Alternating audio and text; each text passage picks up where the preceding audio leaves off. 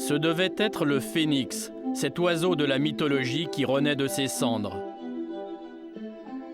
Ce devait être une centrale nucléaire miracle, fabriquant plus de plutonium qu'elle n'en consomme.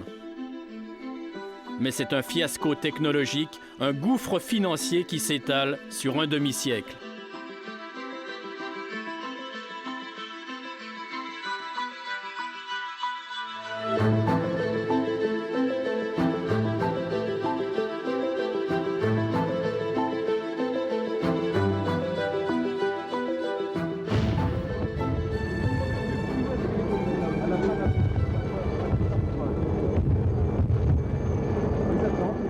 « 31 juillet 1977, le Moyen-Âge.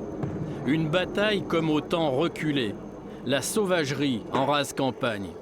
Les gueux sortis des bois contre les soldats du prince noir. Une mêlée furieuse en plein labour. Bâton contre bouclier, fronde contre lance-patate.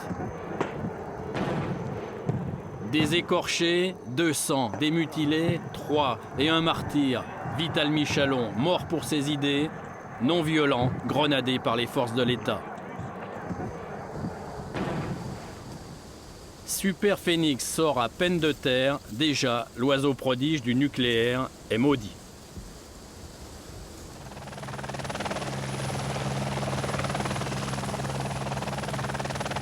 Retour en arrière, 1974, le premier choc énergétique mondial. La facture pétrolière de la France est multipliée par 4.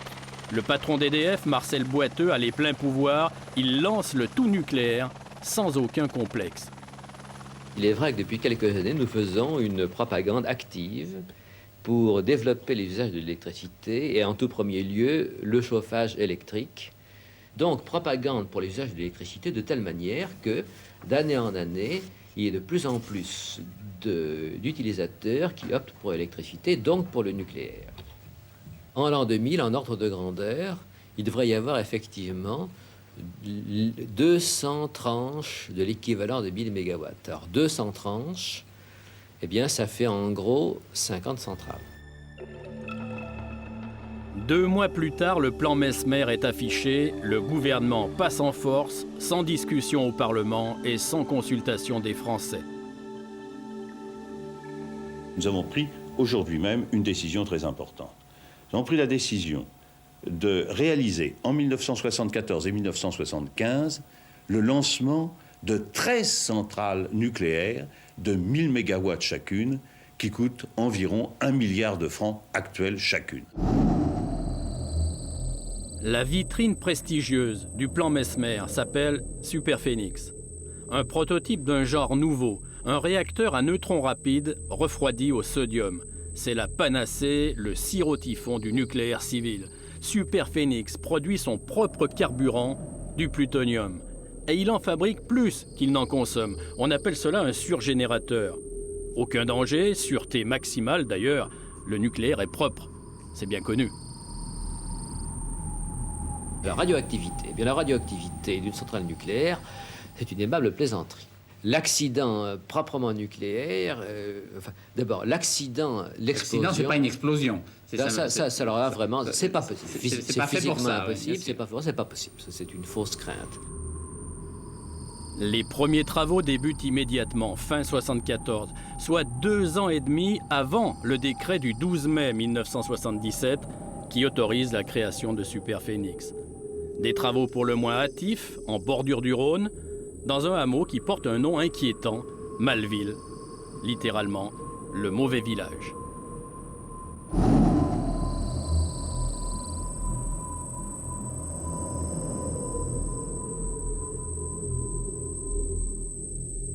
Comment dès lors s'étonner que Super Phénix devienne très vite une cible et un symbole pour les antinucléaires européens?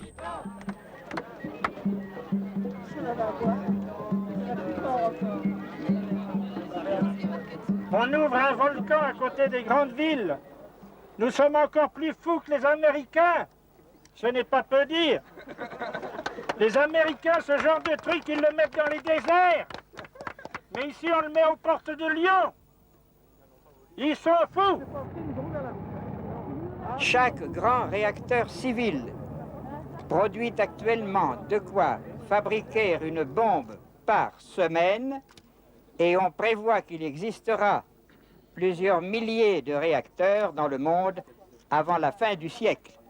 Faites le calcul, vous voyez devant quel prodigieux péril nous nous trouvons actuellement et par conséquent combien il est urgent de poursuivre et d'intensifier votre combat, notre combat.